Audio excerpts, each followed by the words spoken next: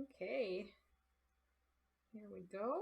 I just need a moment to untangle my headphones. I actually forgot that I took my headphones to the city earlier today, and I am pretty sure that this is how they get destroyed, and I keep complaining about it. But anyway, welcome. I hope you're having a good day, evening, morning, or afternoon, or night, wherever you are. Hopefully, it's a good day for you. Hopefully, you're staying safe out there. Let's see if this is gonna work. Jeez, I should have done this earlier. All right, but I think we should be fine.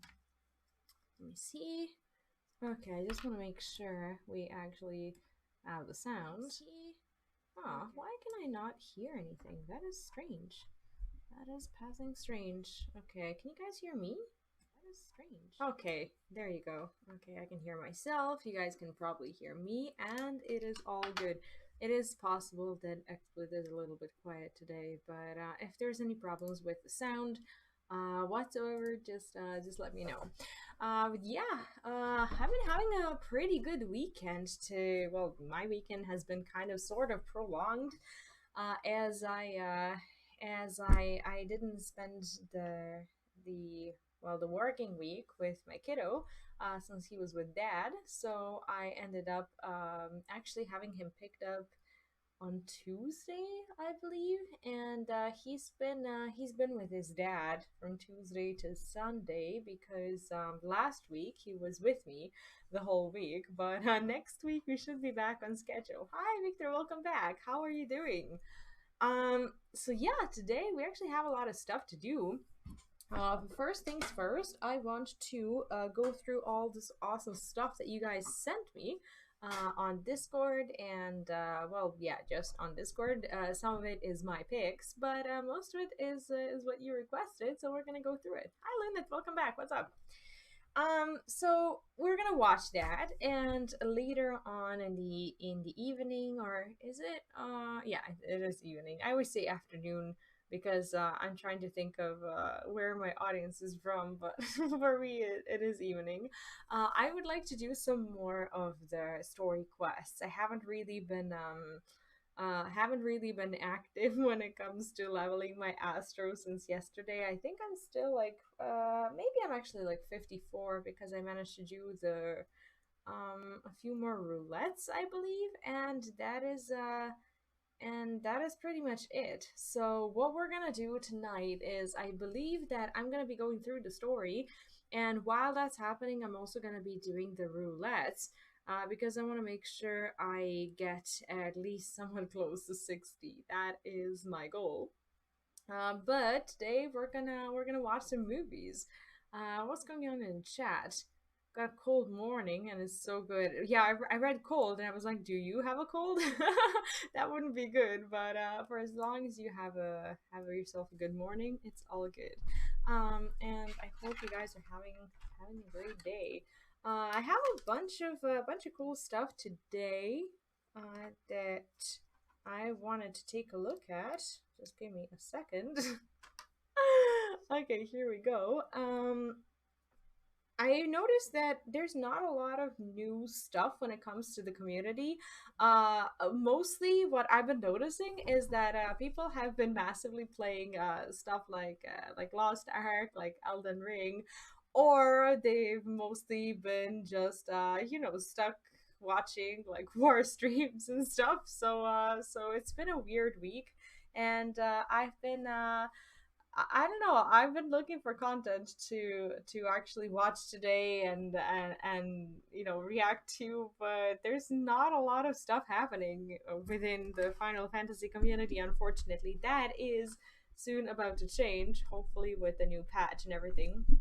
But I'm still pretty happy to see all this cool stuff. Need coffee. I actually made myself coffee and my drinks. They're sitting right there. You can't see them. I actually don't know much about Elden Ring. Unfortunately, that is something that I haven't haven't managed to check out at all. But hopefully, at some point soon, I will be able to. We're gonna. Okay, I haven't gone to the bathroom yet. I'm just gonna go quick, and then we'll watch some stuff.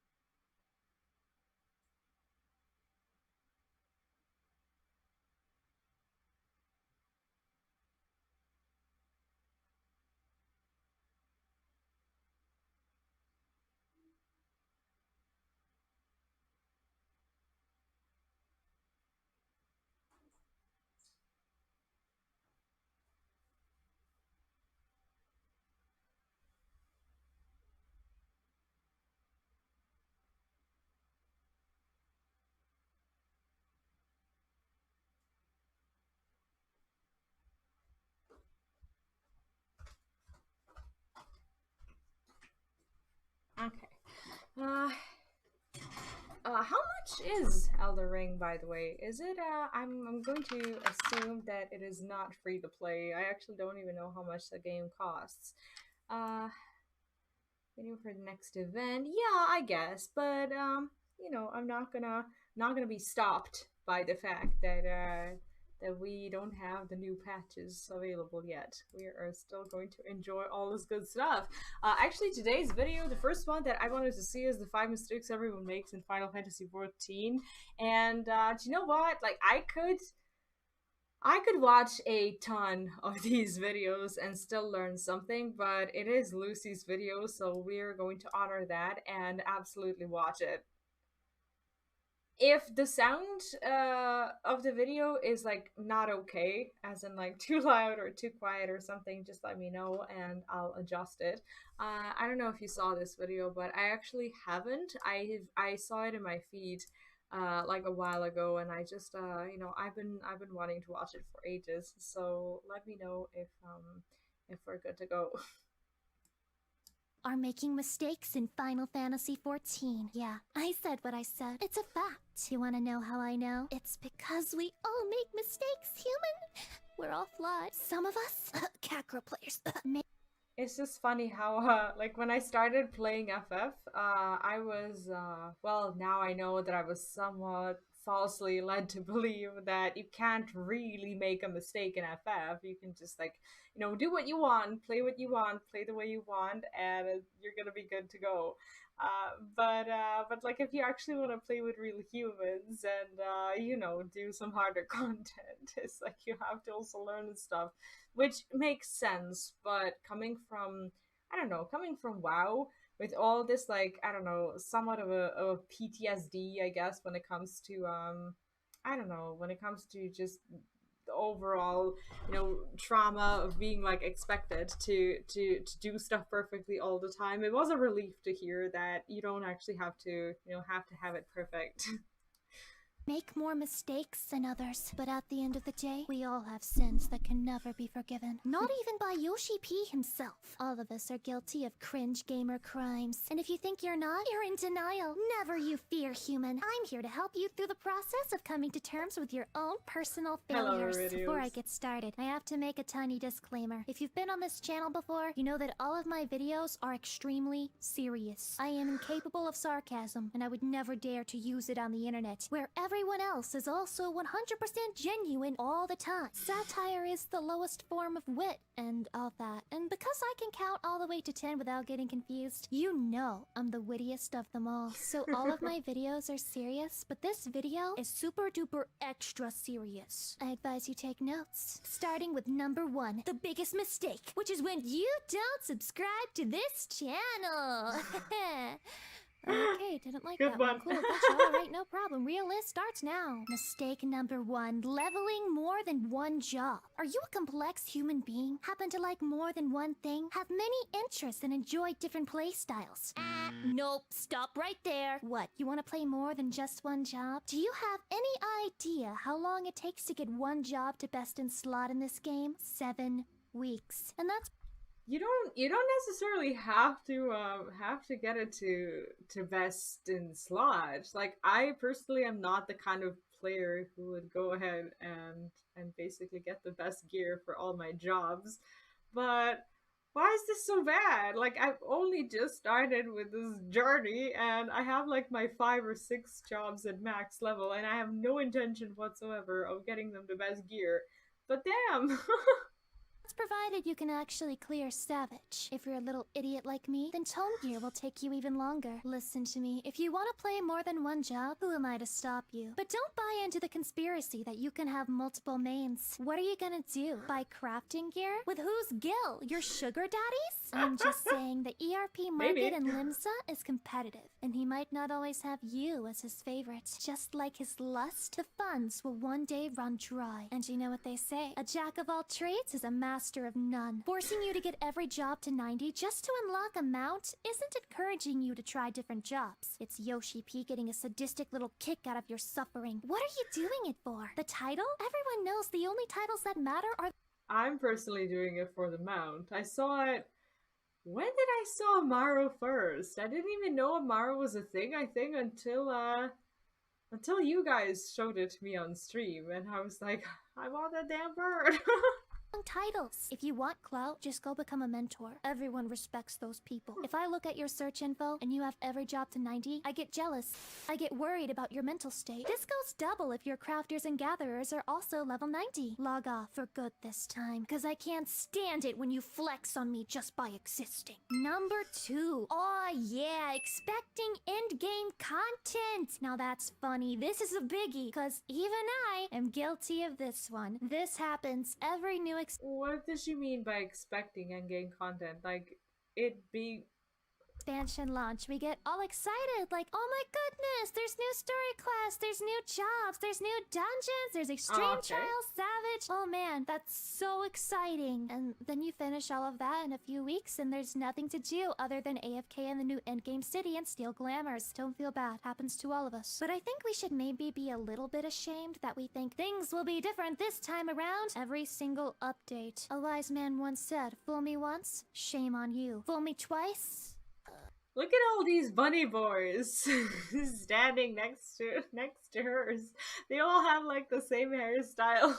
They're all equally hot and just stand there and look the same.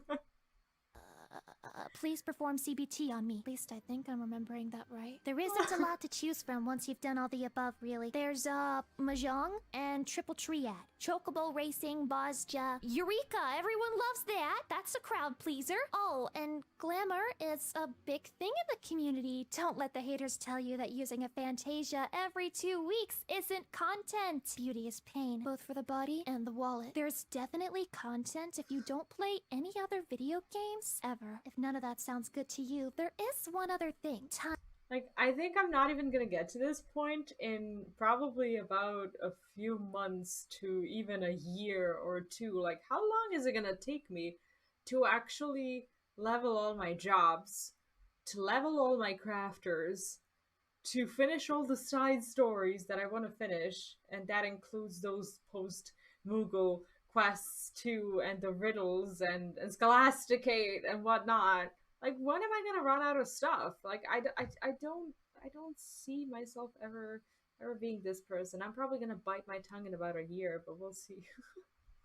Tons of in-game content awaits you if you get involved in the ERP scene. This is the undisputed meta that no one talks about. You don't know what excitement is until you're waiting in someone else's basement, 2B pants locked and loaded, Ahegao mods at the ready, and then instead of some spicy roleplay, you sit down and talk about your feelings. This really is the greatest community of all. The E in ERP doesn't stand for erotic. It stands for endgame, baby! Number 3, trying to get housing related to waiting in someone's basement. That brings me to the housing fest. This is the most embarrassing mistake out of the entire bunch, and it goes a little bit like this. Okay, I've got a lot of gil. I've beaten the game. I've done a lot of content. I've already got my character in the latest crafting set. What about other forms of decorating? Oh hey, housing looks really cute. I want to try that. Then you do a tiny bit of research on how to get a house, and it looks pretty crazy. But like an idiot, you think to yourself, hey, who knows? Maybe I'll get lucky. I should at least try. And then when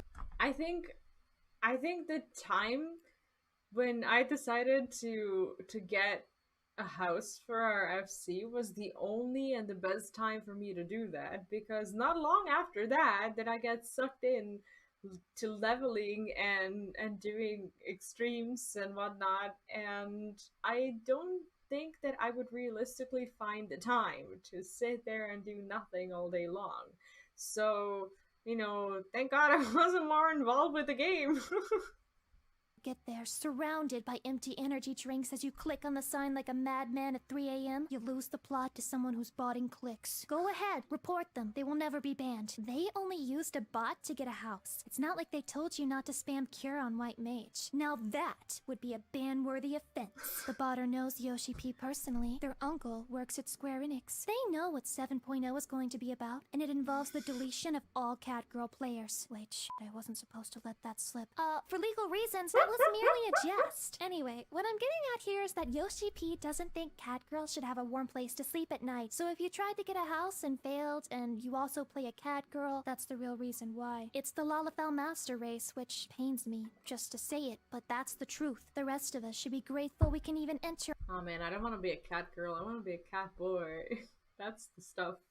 another person's house at all and experience pure, unbridled envy. Yup, step aside, Freud. We found something far more potent than Ochin-chin envy. Housing envy. Mistake number 4. Playing as a male character. Actually, this is a mistake that I've made. This is my own call-out post. I think the vast majority of Final Fantasy XIV players play as girls, and there's a good reason for that, besides just being really horny. And that's because absolutely none of the gear in this game is made with you in mind. I do mean that. It's less obvious for tanks, more obvious for DPS, and extremely obvious for healers. 9 times out of 10, you will need to bust out the glamours, because the default outfits will make you look like 10 demented Furbies stuffed into a single Boy Scout's uniform. Thinking about playing as a male for once? Don't. Okay, I know this is something that I think this is really wrong to say, but this is how I felt when I played my rogue again. Even though she was a female. Like, I felt so forgotten by Square Enix. It felt so bad. Don't do what I did. Keep your friends close and your tits closer. I encourage you to take a look at the Mog Station and realize every male equivalent of the outfits is objectively worse. You could make an argument for the Prince outfit, but that doesn't count, because both of those are hideous. Perhaps the most outrageous example of all is the schoolboy Hakama. You can't even dye this. It will ruin the outfit's pattern if you do. Amazing. This is somehow worth $18 when it's not on sale, by the way. Also, if you play as a guy, the disparity of gender within the Scions will hit you hard. They're all men. They also have a ridiculous amount of white hair representation, but they're also men. Ishtola may not be a man, but she's more masculine than you'll ever be. And Alize looks just like her brother, who is a man. So with those two out of the way, what do you really have? Cryo? You mean a Lalafell that uses a yellow coat to appropriate catgirl culture? Oh, maybe Hilda? You mean that half-breed abomination? Reen? Who can't even go back to the— Oh, wait, no. We can't talk about Reen. That would be a spoiler. I am personally begging the devs to give me a bunny girl scion to simp over. Watching Zepla's videos can't keep me going forever.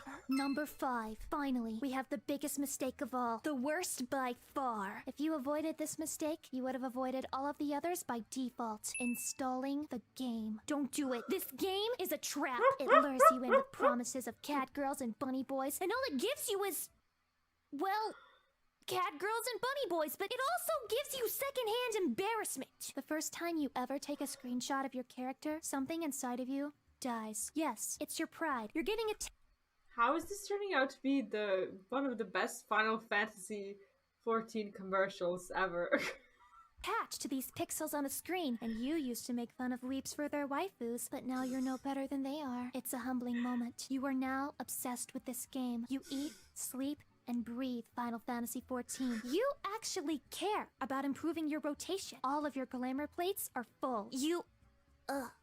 browse the subreddits. You watch YouTube content about this game. Oh, how the mighty have fallen. And think about how large this game is. A million gajillion gigabytes? That's a lot of perfectly good computer space that could have been used to download other cooler games, like Cookie Clicker and Minecraft mods. And pictures of Grahatia getting absolutely railed by... What I'm trying to say is that 14 is a gateway drug towards further degeneracy. It'll make you do something really cringe, like enjoy a video game. Everyone knows cool kids don't enjoy the video games they play every single day. And I'm just hoping none of you started playing Nier because of the 24-man raids or something. That game will also ruin your life. You'd even have... Oh my god, I'm so guilty of wanting to play that game. I haven't had the time and I really want to get into it. Oh, when am I gonna be able to do that? Do you guys think I should play it on stream? I should. I probably should. Oh, I feel so bad that I haven't played it at all. I don't think I even enjoyed those raids fully because I have no idea what's going on.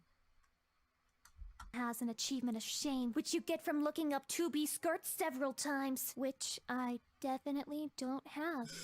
Anyway, that's a story for another day. Right now, I'm just glad I've managed to fix all of your life problems in one short video. It's amazing what the internet can do. Wonders never cease. Who knew? One day, a cringy anime girl would help you improve your 14 gameplay. Not to toot my own horn, but when it comes to life advice, I have a pink parse, human. Now tremble before my glory and my rapping prowess. New record. These lyrics make the least sense yet. Stupid gamers, assemble. No time for the judgmental. We all make mistakes, like my birth, it's accidental. Please try to be gentle. A little less parental, too much heat for me to take. Get a bit sentimental. Though my mind is a temple, it's true my heart resembles melted milkshakes. Guess I'm dumb, fact is fundamental, but our presence instrumental. If it's toxic, incidental. Only a bit temperamental, we casuals, transcendental. Oh god. You elitist scum. Oh, that was a good one. Hi, Aspergon! Welcome back! Thank you for the super chat. How are you doing? Hope things are going well for you, V. Sorry I've been absent lately. Been working on my new full-time job, so free time is now a premium. Aw, well, congratulations on your new job!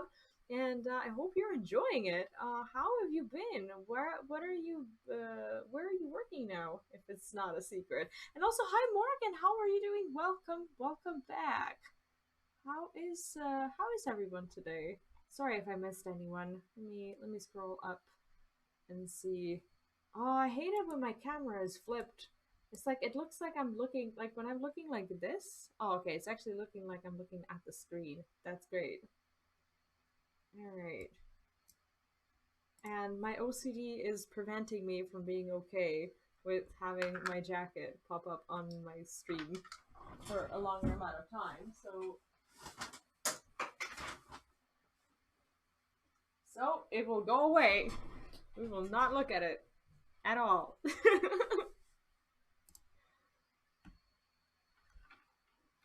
Okay. Yeah, I noticed it and it's been bothering me like the whole time while I was watching the video. I could barely even focus. I was talking to grocery store, nothing worth mentioning, but it pays well. That's what's important. Life costs, right? Doesn't matter what you do for as long as you are muddling through these trying times. It's like, are we ever even going to have like a normal time ever again? Like, how long is this gonna go on? Like, how long are we just going to have well, all of this, right?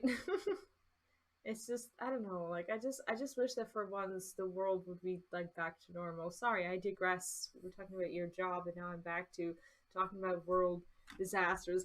Yeah, you don't have to say anything because you know that I'm gonna notice and you know that I'm gonna be like, oh my god, it is there, and we're not gonna look at it anymore ever again. So definitely removing that. I was like, I think you saw me, like, I was sitting there and I was like trying, you know, like, oh, maybe if I sit here they're not gonna see it, but then like if I sit here then my body is like not on camera, and it was right there. So the whole time I was like spontaneously trying to do this, like trying to kind of move so that you guys don't actually don't actually see my mess. But my jacket is there, and it's no longer there, so that's good. Anyway, okay, I don't want to start off with WoW videos. Yeah, we're gonna watch those later when we're more salty. I'm in the mood for FF. Okay, what is this? This is I'm not sure. I'm not sure if this is something that is something that you've been wanting me to watch. I think I saw, like, is this a highlight video, or is this like a narrative? What is this? Can someone help me out? I'm just gonna watch the whole video. It's from Fashionista, so we're definitely interested. But I don't know what it is. FF14 is broken. Like, from the comments of the video, I think it actually is a discussion video that I've been wanting to check out, because people seem to be reacting to whatever it is in the video, so we're gonna watch it.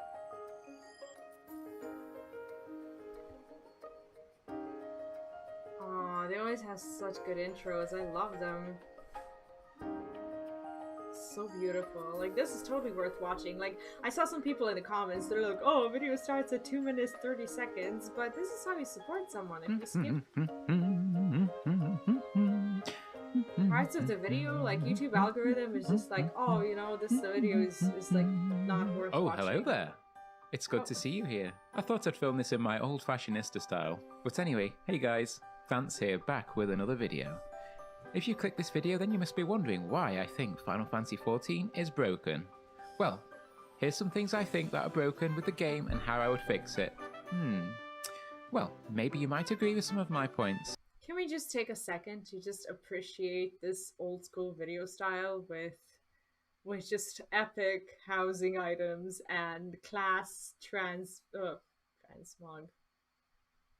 glamour and just, I don't know, just really chill atmosphere. They're so good. Let's see. But do you know what isn't broken? Raid Shadow Legends, the sponsor of today's video. If you haven't heard about the game already then, well, I'd be surprised, because the game now has over 600 heroes to choose from, amazing graphics for a mobile phone game with millions of combinations for your party to mess around with. There are many races in Raid Shadow Legends, although one race really stands out, the Orcs. While we all know Orcs are the most of the time the bad guys in every single fantasy game you know, not in Raid though. Here the Orcs are not all that bad. While they were created by a very dark... Like, bad is never bad for everyone. I've never played this game. Have you guys?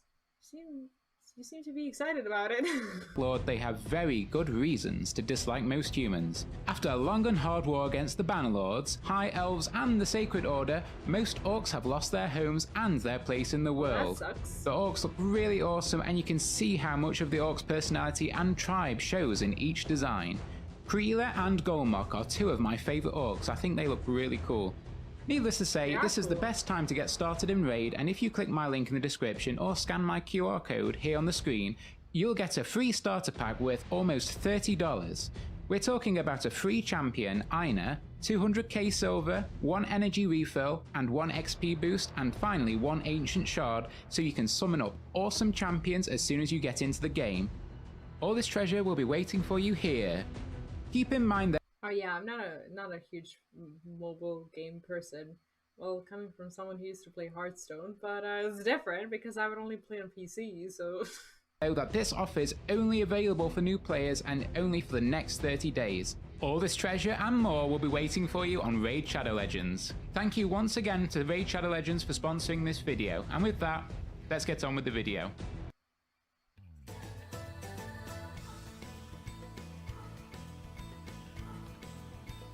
Okay, we're going to start with the Glamour System. Well, some of you are already probably nodding your heads in anticipation, but let me ask you this. How many times have you been frustrated with filling up your Glamour chest to 400, or being restricted to the small amount of Glamour plates that we only have?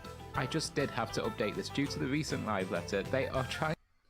It's just kind of like, I can't decide whether the addition of the glam plates or increasing the number of slots in a glam dresser was more important. Obviously, more glam plates is awesome, but more glam plates means that you just have more choice to make more glams with the stuff that you already have in your glam dresser, and you can't in any way, shape, or form further contribute to your glam dresser so that you can make the new stuff. So I don't know. I'm not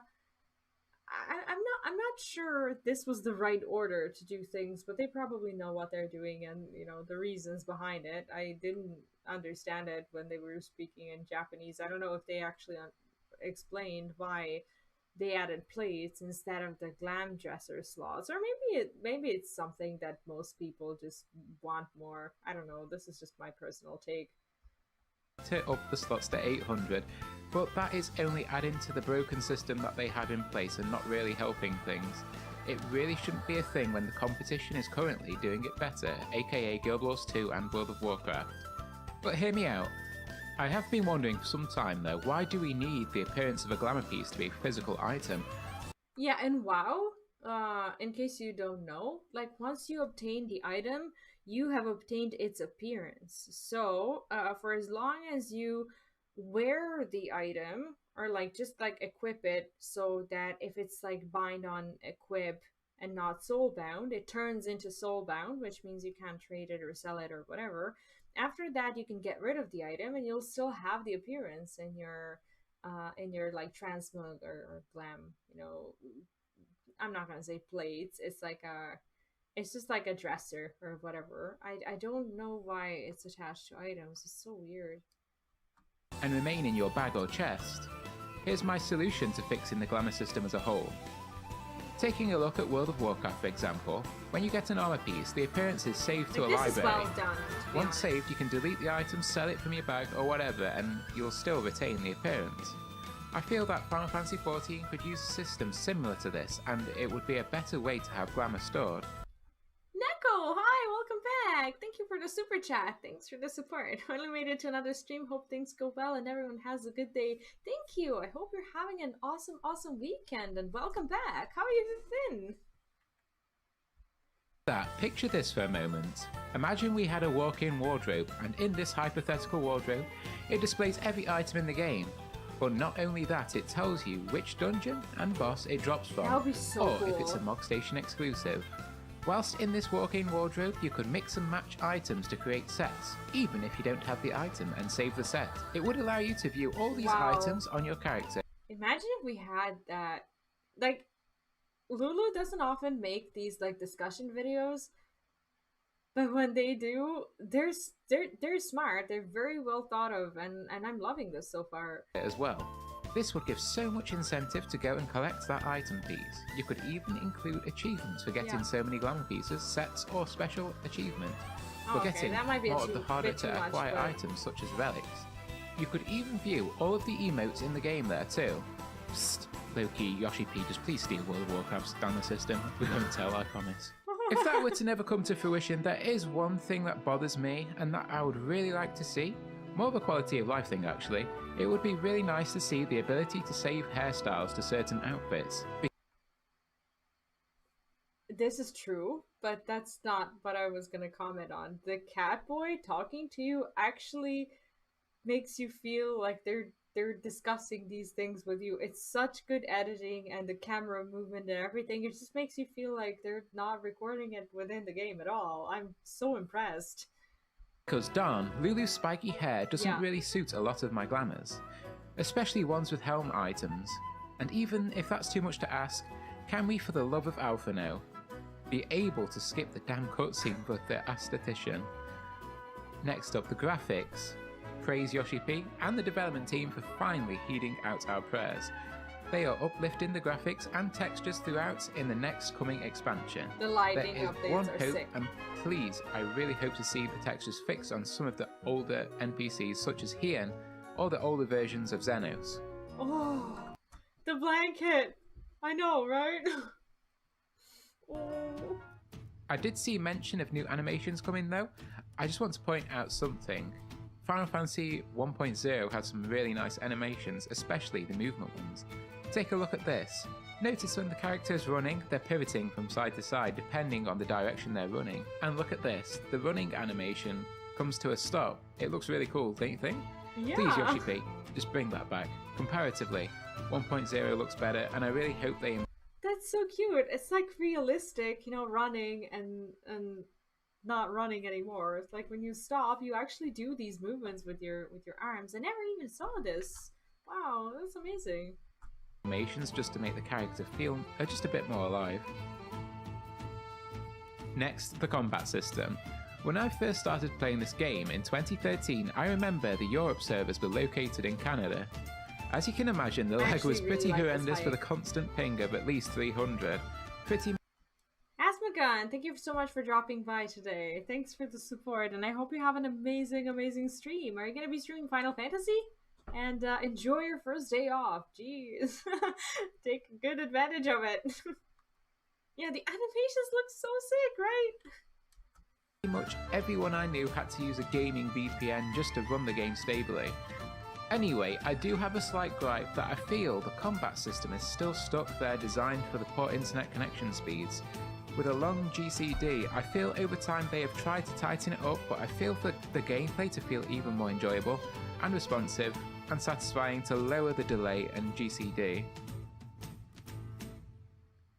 G-pose, bloody everyone and their pet Lalafell does G-pose. It's one of my favourite things to do when I have spare time. Over the years, we've seen small quality of life changes to G-pose with the additions of stickers and character mouth movement, but now that we're on a new generation of console, and especially since the team are considering bumping up the graphics, I'd like to see a better depth of field for G-pose screenshots. It is something that is attainable with G-Shade, however I'd like to see the console players get some love too. I'd also Wait, you can't do the same stuff in G-pose as a console player and as a PC player? What? Huh, I did not know that. want to see the ability to change the weather and time of day. I mean, have you ever been lining up that perfect shot but your friend is too far away and you escape out of G-pose only to find it's pouring it down with rain or it's nighttime? It's quite frustrating. And one more thing, the ability to place yourself and your party members in a 3D space wherever you wish. Since it's possible with that third-party tool that shall not be named, I think it's possible to implement these changes. The dungeons. Whilst I do think the dungeons are great, I do often feel the experts kind of lose their appeal after a while at max level. How are you enjoying Elden Ring? I actually haven't gotten myself into it at all, and I feel like I've been ignoring like most of the new games. I did try Lost Ark, and I didn't really like it, so I just kind of gave up on trying the new things. So I'm curious to hear about how you're enjoying the Elden Ring. Okay, well, I'm glad that you're still, you know, considering FF14 as a game, and hopefully we see you come back. Especially when a new set of experts come out with a new patch rendering the previous ones quite useless. How cool would it be to have a small group challenge mode for dungeons? Looking across at Guild Wars 2 and World of Warcraft, they have special dungeons with additional affixes, so that means they could have more bosses. Like, it's so weird to hear this song with this particular dungeon. Like, I spent ages and ages doing this dungeon, and it is not a pleasant experience. And then hearing this awesome song is just like, oh, you know, like it gives you PTSD, but not PTSD, because like when these two things mix, you just like are not very sure what to feel. But I'm curious to hear about what they consider to be the reason for the loss of appeal or whatever, because I remember when I started the 6.0, when I hit max level, I would do my experts almost every day. And after a while, even though I do have jobs to gear, I'm, you know, like I just haven't really been doing it at all, and I feel bad about it, but I can't really put my finger on it. I don't know why I don't do them. It's like I don't want to. I don't know why. Extra health, no threat generation, and also a timed mode. This is all a challenge to mix things up which switches on a weekly basis. They could be called something like Savage Dungeons and could be completed with friends for exclusive rewards such as glamour, hairstyles or even titles. Cool. I think it could make things interesting for players, because there could be mechanics which will make you think what class would be best to counter them. If you're like me, then you love a good home to hang around in with friends, but housing is not perfect. The system is admittedly quite janky, to the point that there is a community built upon housing glitching, which I don't feel is a good thing to have. I think there needs to be better tools for housing implemented. If people can place objects anywhere in a 3D space using glitches, then it is possible to create a system in the game to do it. So what I feel the housing system needs is something akin to WildStar's housing system, the ability to place objects wherever you like in the house. This will allow everyone regardless of skill level to unleash their creativity. Also, regarding large and medium houses, they really need more slots for placement enabled, especially large houses. I haven't even thought of this. So does your house look a little empty when you have a large one? Like, I can't actually believe you don't have more slots. That is so weird. Hi, Erica, welcome back. How are you doing? So this is like, it is.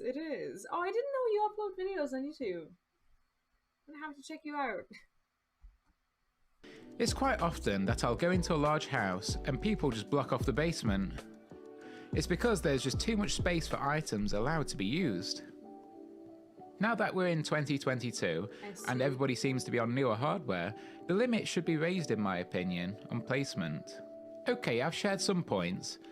I asked you, the community, what would you change with Final Fantasy XIV if you had the choice? Here's some of the responses Clipping. that I had. King Peng says, all my issues with Final Fantasy XIV are related to UI, especially that I come from a much cleaner and polished one in World of Warcraft. I even used LVUI if you're familiar with that. Things in Final Fantasy XIV are very cluttered and frustrating.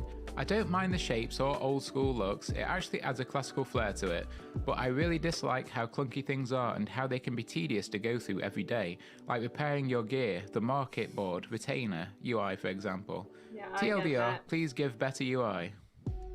Next, J Lock. Off the top of my head, I could list a bunch of stuff about how long it takes to gear off jobs, but that's a boring answer. I don't think it's about the gearing. I think it's about the gear. Like when you level. For me, like the biggest issue is fitting it all into the armory chest, constantly worrying about what you can delete, what you can't delete, what you should or shouldn't do. It's just so hard to the point. I'm at the point where I just can't wait for all my, let's say all my tanks or all my healers to hit, I don't know, level 60 or level 70 or whatever, so that I can get rid of these pieces of gear that are clogging my armory chest because I buy them for my tombstones. And I need more space. It's just so hard. Things more account-centric and not character-based. That way, playing an alt wouldn't be as painful or as tedious to keep up to date for everything. Like, make housing account-based so I can at least have a hotspot for my alt to repair and whatnot. Also, make glamour account-based so that I don't have to farm or spend gil for glam that I already have on my main. Val says, finally, better graphics, but they're working on that. Make content not as static so that everything has to get dumbed down. Customization in skills is pretty much non-existent. How about 1 second cast time on BLM, but bad damage, or 5 second cast time but higher damage? The current system doesn't allow for that at all because content is made for specific numbers. Glamour previewer of some sorts, or in-game lodestone with a better search. True. Make fates more viable, make them actually interesting and useful, like more bigger, fancy fates with dynamic rewards and not just hide gems behind them, and nobody is doing them anymore anyway. If you've stuck around until this point, thank you very much for watching. Well, let me pose the question to you. If you could fix or change anything in Final Fantasy XIV, what would you do? I will be reading the comments, so do let me know. And that's all for me. I'm Vance, signing off. That's a good video. What I wanna check out is actually the comments of the people who replied to this. How do I sort them by Let's sort them by top. Okay. I don't disagree, especially house and glitches. There's no reason why people should have to glitch the game to get the design on they want. I think this is important that no one actually talked about. Want PvP to have a competitive, rewarding PvP system. PvP balance is an issue that every game struggles with. I honestly don't know much about this one per se because I haven't gotten that deep into PvP, but I can see how casual everyone is when they queue into just like ordinary daily things like front lines. No one really knows what they're doing, and I feel like there should be a little more incentive for that. With WoW, Lost Ark, Guild Wars 2, and other MMO titles have found a way to incentivize PvP in a way FF14 hasn't yet, and I hope Chris. Okay. Uh, uh, yeah, I think people are really bothered by the title, and I can see you guys in chat also just kind of, making that comment as well. It isn't broken, it is somewhat of a, clickbaity title to get you to realize that it's not like a highlight video or whatever, so people are reacting to that. I guess that's fine. Love to have the coloring system like in Guild Wars 2, unlock colors once and use them forever. I mean, that would kind of be nice in a way that, like, I mean, my bags are clogged with dyes that I want to have on me at all times. And it's just really hard to keep up with that. Imagine if you could do like a Beast Tribe quest or whatever and just have access to these colors that you've unlocked because you finished your Beast Tribes quest. I think that would be pretty cool. Yeah, people agree with me about the clickbait title, I guess.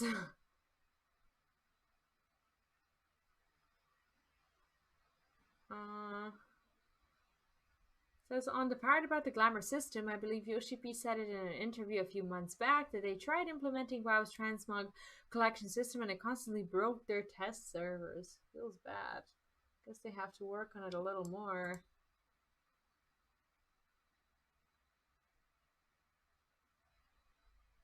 I think they should make more content like this. Like the highlight videos are good, but I really think that this is something we need more of when it comes to their content. It's hard to ask for anything because of the recent demonetization, but I really like it. Yeah. All right. Let's see. What else do we want to watch? I wanna watch some of the Final Fantasy stuff. Let me see the chat. My armory doesn't get the new items lifesaver because I'm a crafter. Oh no. My armory doesn't get the new items either. It's me putting in the items that I buy through like the vendors in like, I don't know, Mordona or Idleshire or whatever, but they're still full of stuff. And I also have some items that are lower level than like level 50 there, because let's say I started leveling I unlocked my whatever, my blue mage or anything like that, and I still have like the level 1 gear for them in the armory chest, and from level 1 to level 50 there's like a lot of levels where you will need to constantly switch the gear, and sometimes that is really hard to do because the gear that you want to use only for a few levels ends up in your armory chest, and you have to go through the hassle of taking it out of the armory chest and back into your bag, and then it's in your bag and it takes up space and you don't know what to do with it, and it's just it's just hard. And yeah, I know I'm a hoarder when it comes to dyes, but this would solve my problem, right? That's why I have to support this video. Oh, I haven't seen this one. This is this like a re-upload of some, it's a link to where I discovered it. Is this what is this? Is the official craft to well to fit? Okay, is there an actual link to this? What if I look this up? I don't want to watch like a stolen video or whatever. What if I search for this? What am I gonna get?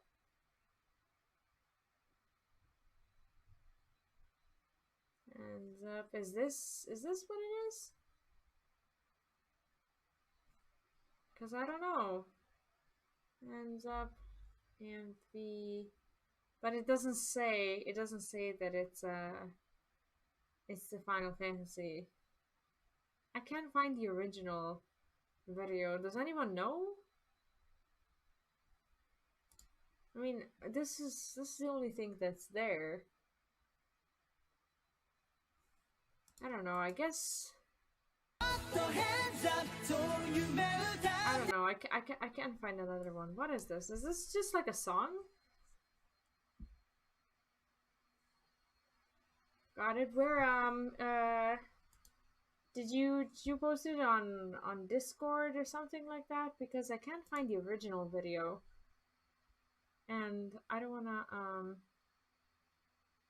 yeah, I desynthesize my items as well, but like sometimes I can't decide whether I want to sell them to like Domain Enclave or I want to desynthesize them or I want to, I don't know, keep them as glam or do whatever. It's just like every time I want to, I have to get rid of the item. I'm just in a huge problem. It's the original Japanese version. Which one should I be watching though? I want to watch this one, but I don't know if that's the video that I should be seeing. What do you guys think? Is there anything else? Let's just okay, I'm just gonna watch this one and hopefully it's not stolen. Oh, I have something in my eye. Oh, it feels bad. It's so itchy. Yeah, where's the original? How do I find the original? Oh, what is? Oh.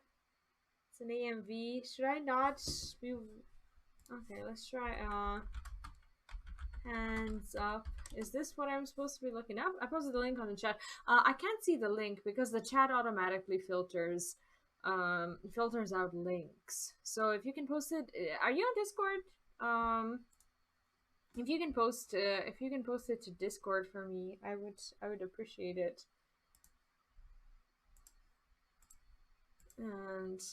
And here's the link. Just you know, we can post it in any chat or whatever because I can't see the link in the chat. YouTube just like blocks them and filters them out, so I can't find it. That is so weird.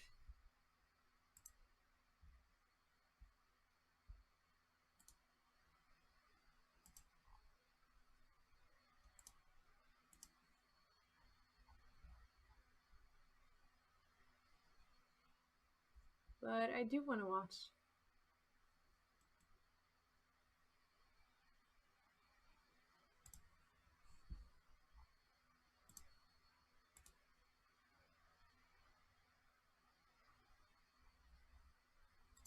Thank you. I appreciate it.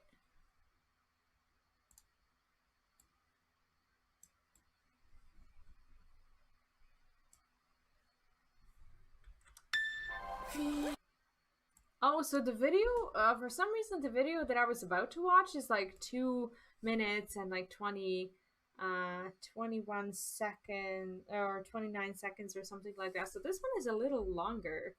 Oh, this one's the original one. I don't think I saw this one. Oh, this is 30 seconds though. What is this?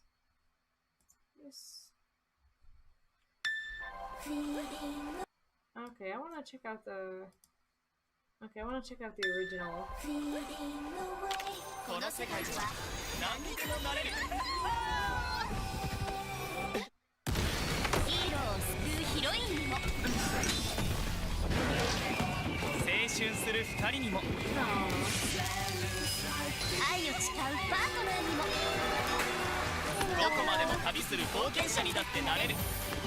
How is it possible that they are teasing the anime so much, yet we still don't have an FF14 anime? Come on!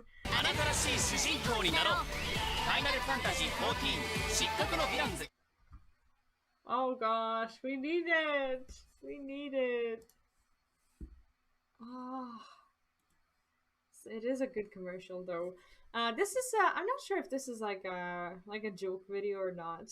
This is from Popo. We already saw some of their videos, and sometimes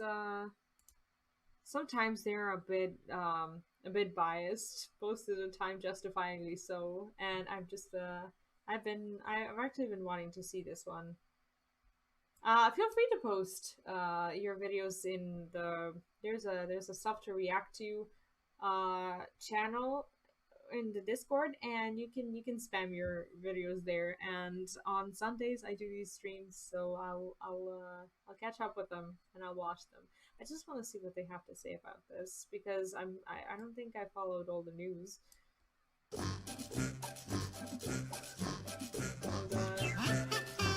Have you guys seen this? Like the movie? Oh, this is so old but so good.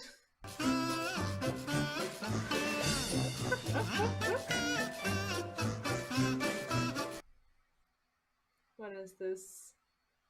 Xenos versus Soval? I wouldn't necessarily say that this is a copy paste. Yeah, they're both wearing armor, but you know, lots of characters wear armor. I don't think that this is necessarily plagiarism. Is that how you say it? I don't know.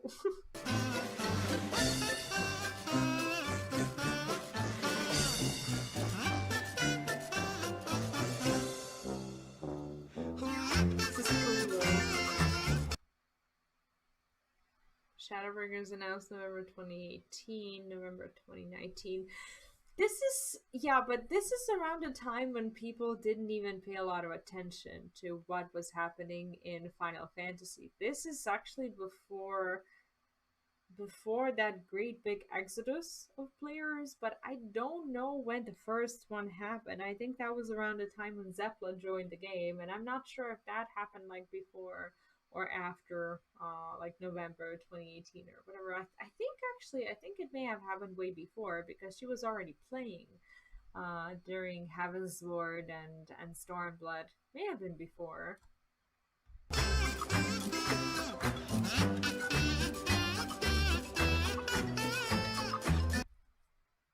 Final Fantasy XIV Endwalker conclude the 10-year saga of the MMO with a news one set to begin after release. That's February 2021.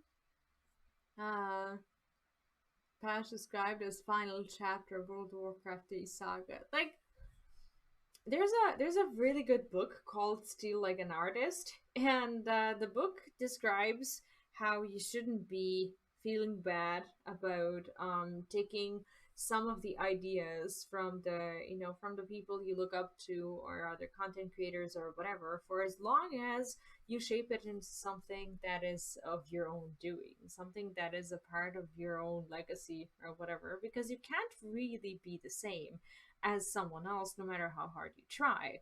So copying per se is not a bad thing,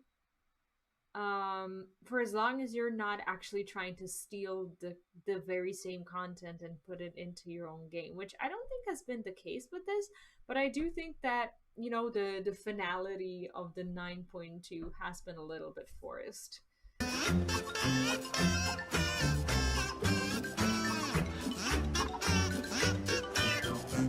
Oh, okay, this one was fishy. I know that there's a lot of counter arguments for it not being fishy, but it was.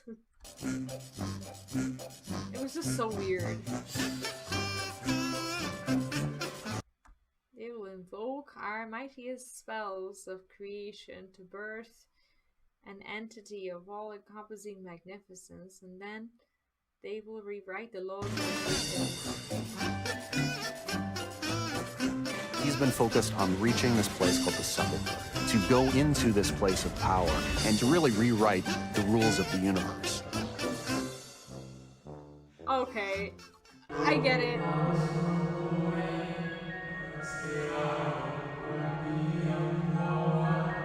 I get it. The Automa speak in this kind of musical language. They don't talk the way that we mortals are used to speaking.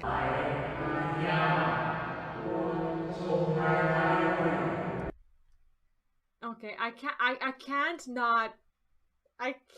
not be sold by this. Like,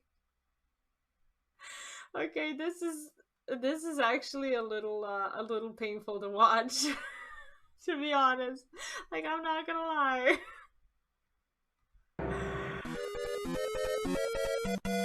This one is bound to me. Thou wilt obey.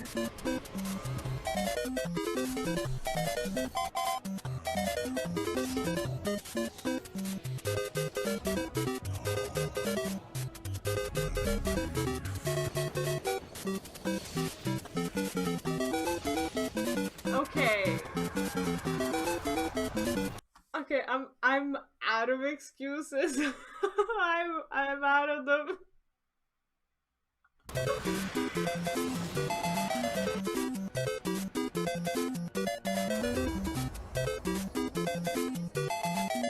Whoever did this insulted my honor, and they've got 24 hours to come forward or Mr. Miyagi here wets off everyone's score and the whole class gets a 0. Except you, Toby.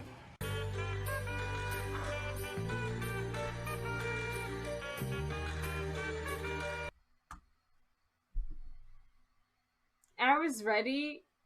I started watching this video ready to be objective, ready to not be angry, ready to just try and not be biased. But damn, you know, some things just poke you right in the eye. They are right there.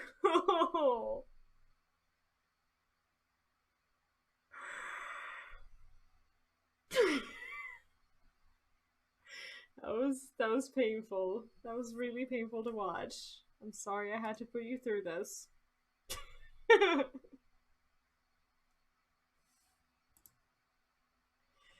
Oh god, what is this? When you find out your WoW girlfriend is a man.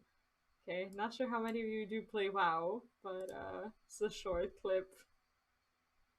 No, it's not. No, I'm not claiming it was a ripoff.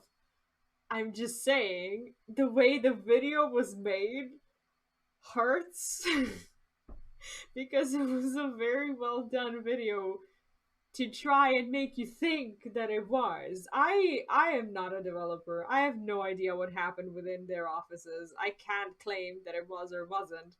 But the way the video was made was just entertaining because of all the just striking specific similarities of the video. It was made for entertainment and it somehow hurt.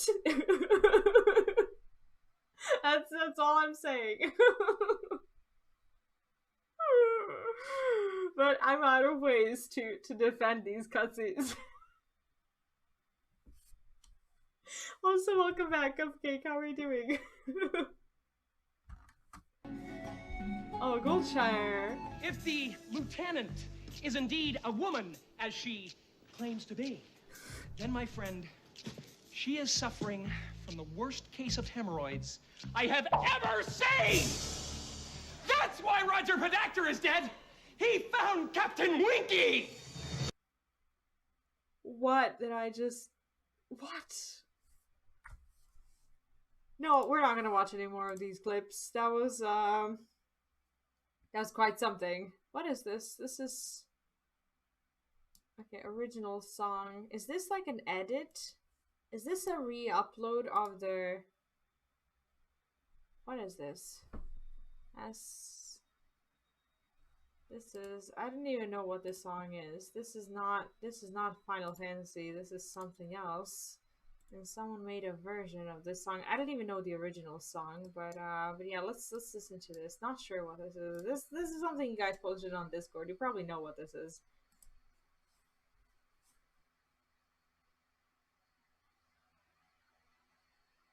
Oh, is it like an in-game made dance? Oh, those are always cool. I love them.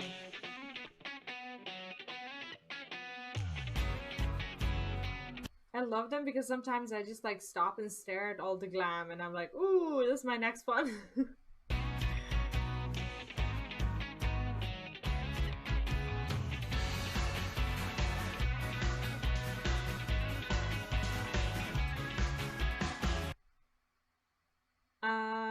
lot of dances, what bugs me? You mean, like, I don't know all the dances in FF. I don't know what all of them look like. Is this, like, which parts of these are modded? Is this not, like, recorded in game or whatever? Because, like, I don't know what people can do with G-pose. I haven't experimented,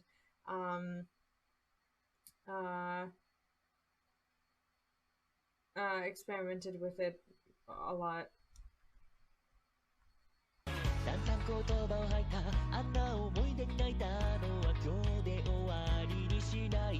Oh, the dance is not in the game. Oh, okay.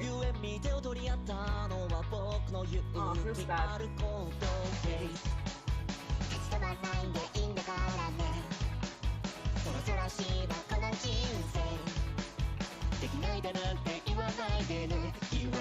How about the glamours? Like, are glams, like all of these glams available within the game?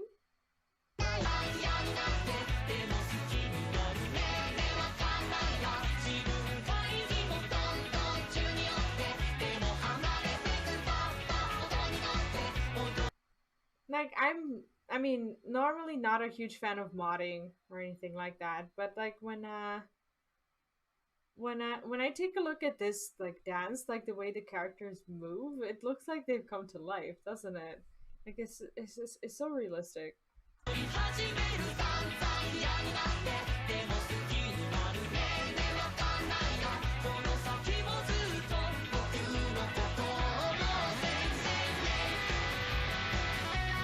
It's cute.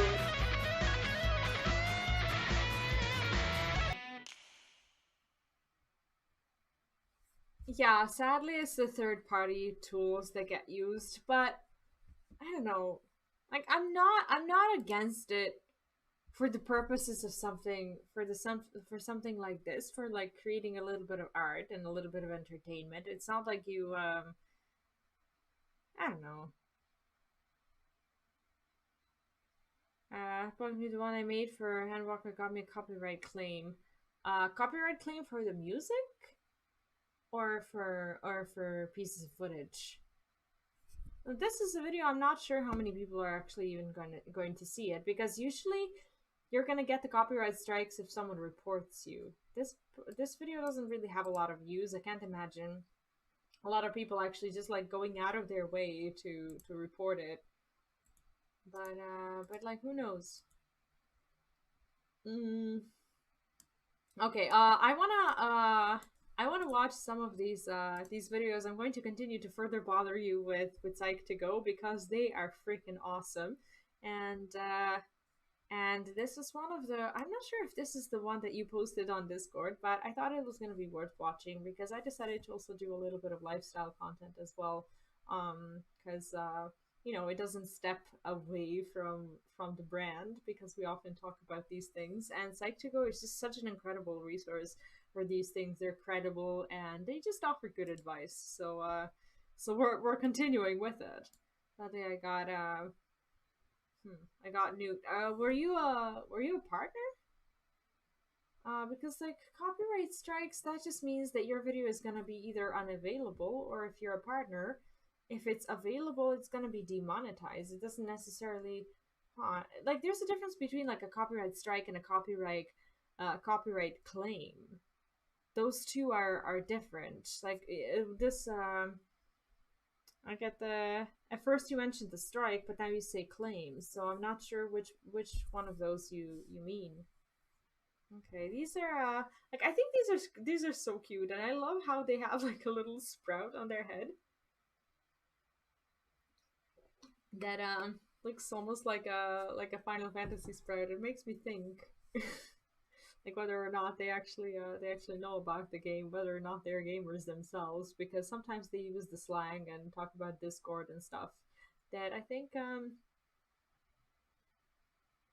pretty telling.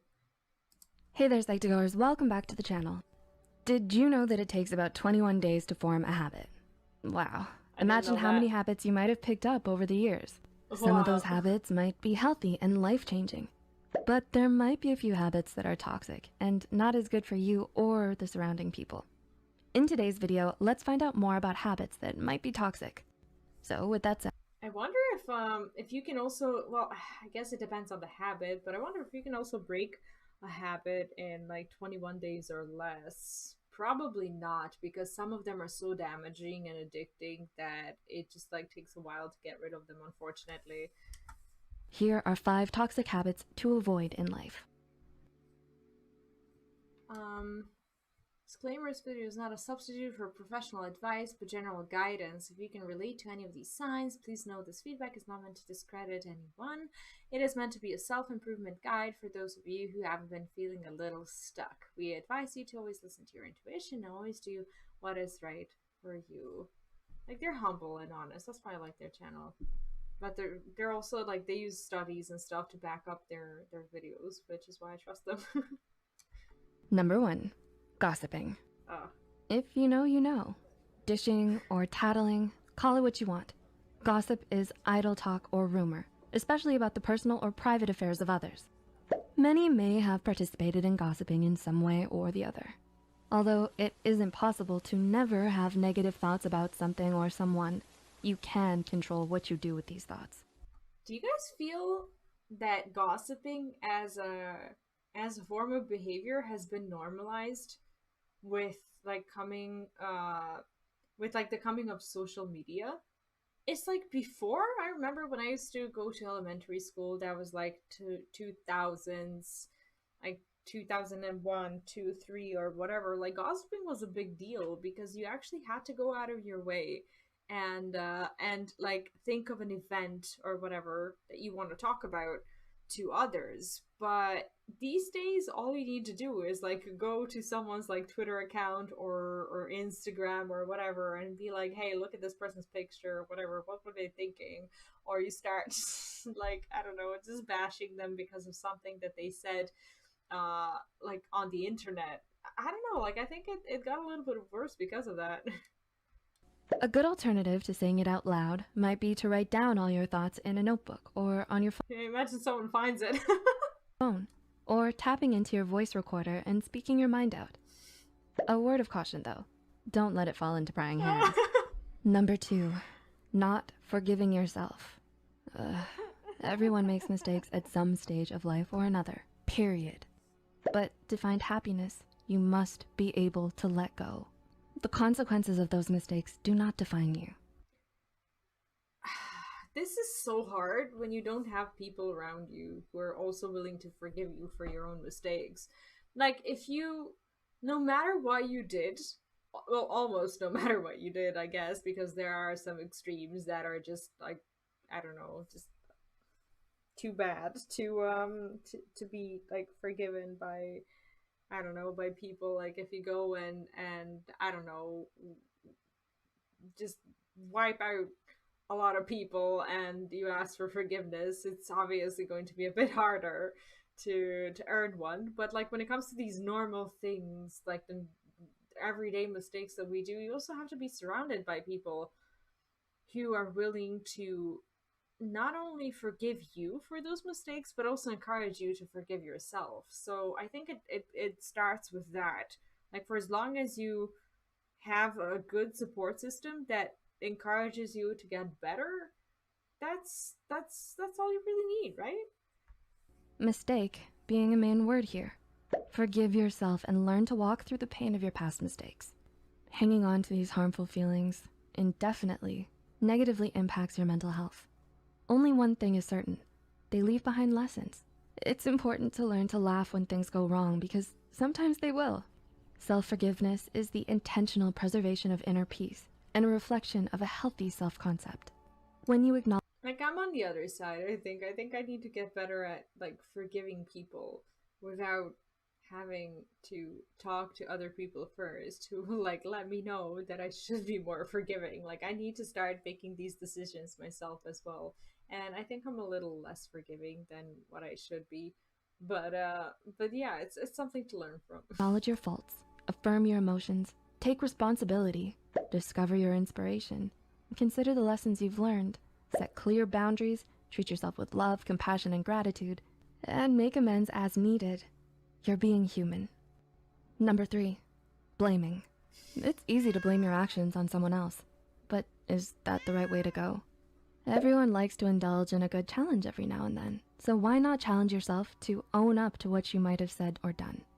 The next time you find yourself in a situation where you want to blame your doings on someone else, take a step back. Analyze why you want to blame someone else. Recognize why it's easier to do so, and then think of a way to own up to your doings. Number 4, trying to please everyone. Oh God. Do you often find yourself doing Guilty. something just to make someone else happy? Sure, doing something just to make someone happy is admirable and important at times, but not at the cost of yourself. Most of the time, the issue is your inability to say no. If you can't say no to the wrong things, you won't be able to say yes to the ventures, people, and opportunities that excite you. I think this is something that I only ended up learning when I had my kid, because I am at the point where I don't have enough time anymore to say yes to everything. And I know that like like having a child is not the answer to you learning how to say no, but for me it was circumstances that actually did help me get better at that. But I should have gotten better at that on my own too. Saying yes to others often means saying no to yourself. It's important to recognize your worth. Remind yourself of your goals and the steps necessary to achieve them. The first step, however, is to figure out what you want to achieve. You must be conscious of your life's mission, ambitions, and objectives in order to ensure nothing deters you from your own path. Number 5, drinking and/or smoking. How often do you drink or smoke? While the long-term effects of combining alcohol and tobacco are still being investigated, preliminary research indicates that mixing the two substances can have severe and long-term health Oh, consequences. I didn't even know that. This may be because the alcohol dissolves the chemicals in your cigarette when it is still in the mouth. Carcinogens can get trapped against the sensitive tissues of the throat as a result of this, increasing the risk of fatal diseases. And there is no count of the amount of damage it has on one's daily functioning. Exercise, meditation, or a healthy diet are just some ways to help beat stress in a healthier way. Breaking out of habits is a behemoth of a task. You can't break free in a day. It would require constant, conscious effort. Baby steps in the right direction help you further along towards your goal. And having people around you who are actually going to recognize these baby steps. Sometimes people expect you to just get better instantly. Just like start off and tomorrow be like a new person or something. But you need to have people around you who are going to see that you're trying to change and who are going to go out of their way to praise these little things that you're doing that that are helping you stay on that path. And I don't know, like for that you really need to have someone who loves you, who's just going to be aware of the journey you're on and pay attention to what you do. So I don't know, like I'm a people person when it comes to that. I believe in support of others, not just working on yourself independently, because even though it's hard, it's almost impossible to get that that feeling of validation and of doing things the right way finally, and just kind of getting better if no one takes a look at you and says, hey, you've actually come a long way. It's hard. You may encounter frustration at the lack of results, but that is no excuse to give up. You are making the effort. As they say, well begun is half done. Do you have any of these habits? If so, do you think this video helped you recognize them? Feel free to leave a comment down below with your thoughts, experiences, or suggestions. If you found this video helpful, be sure to hit the like button and share it with those out there using or being subjected to these habits. Don't forget to subscribe to Psych2Go and hit the notification bell for more new videos. And as always, thanks for watching. That was a really good one. Like, this is why I like watching these videos. I think even though, we do gaming stuff and whatnot, sometimes kind of taking a step back and thinking about ourselves as humans as well is beneficial. Both sides are good. Before I can forgive someone, I need to forgive myself for my oopsies. Yeah, we all have oopsies, and none of us are done having oopsies. So I get that. Let me see. What else did I want to watch today? There's quite a few videos that I've been wanting to see. This is another WoW one, and this was made by Quasi, but it was on February the 20th. since then there have been quite a bit of updates in WoW, so I'm not sure how relevant this is, but I kind of like listening to his takes on games, especially what he has to say about WoW, because I don't know if he's going to be coming back or not. Endwalker only just launched. Think about the kind of updates we already got from FF14 compared to WoW. Actually, Light Dash, that's something I wanted to discuss today. And since you brought it up, let me just give my opinion up front. Watching the live stream today, watching the producer live letter today, has made me realize that, god damn it, if Blizzard... Oh, that was the previous live letter, not the one on March the 4th. That was a big one. Got their act together and they were actually churning out content like what Yoshi P and team is doing, World of Warcraft would have never fell to this story state. That is the absolute truth. Okay, if they actually bothered to lay out a content plan and they had someone like Yoshi P at the helm leading the development of World of Warcraft, 100% World of Warcraft would never have died. 1000%. Because when I look at how Square Enix is doing, or rather Yoshi P specifically, is doing the development for Endwalker, it's not the lack of content, it's the lack of content that makes players happy. It's like if you make a bunch of content and people hate it because you didn't listen to feedback, it's the same as not making content at all. And the content that comes after, he understands that when you launch an expansion, after the expansion is launched, the hype will naturally die down. All games go through that cycle, right? But he understands once the hype dies down, that's when you come out and you lay out a content plan that impresses people. And today he really impressed a lot of people, not just me. But I think generally it was a bigger win than most people expected. He showcased stuff that most of us didn't expect. It made me realize it's like swimming. It's like you're in the water, and in order to keep yourself afloat, you actually have to be moving your hands. And sometimes you're gonna have those waves that, small waves, not the big ones, that drown you, but like the tiny currents that can keep you up there. But you also have to be moving your hands, moving your body, moving your legs. And if you stop doing that, then you're just sinking. Activision Blizzard really messed up big time. They had the crown, they were complacent, didn't listen to players, they were distracted by stealing milk from the fridge, complacent from crawling through cubicles or something like that, and this is what happened. Absolutely messed it up. If there's someone at the helm who had a pair of brains thinking how to plan content for MMO, it's like one of those classic high school movies where you're gonna have like the best student, but the best student just kind of gets picked up by the worst crowd, and he starts hanging out with them, and suddenly just like basically his marks drop. He stops doing sports. He becomes a hooligan and whatnot. it would have never died. Never. It's not even about the grind. They could have stuck to all the external systems. I actually don't perceive this video as WoW versus Final Fantasy XIV. For me, it's never been WoW versus FF14. It's always been WoW versus WoW and Final Fantasy versus Final Fantasy.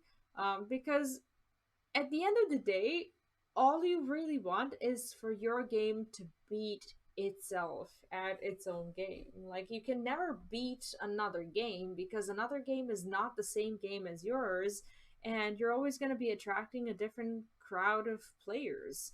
Like, Final Fantasy will never be able to, well, not never, but like for the foreseeable future, it's not going to attract the kinds of people who want to do PvP like they want to do in World of Warcraft. And World of Warcraft needs to beat itself at their own development of PvP, whereas Final Fantasy, I don't know, needs to do better at, I don't know, something else that WoW doesn't have, Tacoba races, or I don't know. Yeah, I'm totally past that. I used to really concern myself with the topic of like whether or not, I don't know, people should be looking for an alternative in Final Fantasy XIV coming from WoW. But then I realized that, games, no matter how competitive they are, they just need to work on being better than they were in yesterday, last week, last patch, last year, whatever. And that's all they really need to do. And for as long as they do that, they're gonna attract players because they offer good content. What I realized today is that one of the biggest problems is there's a lack of a content cadence from the World of Warcraft team. Final Fantasy works because people know that in 4 months time or 3 months and a half time, depending on patch cycles, I will have something to play. I will have something to look forward to. So you don't mind certain content lulls because you know that eventually there will be a purpose for you to go back to the game. World of Warcraft, you don't have that. When we finished 9.0, when we finished Castle Natural, everyone was sitting on their asses like, okay, now what? What do we do next? True.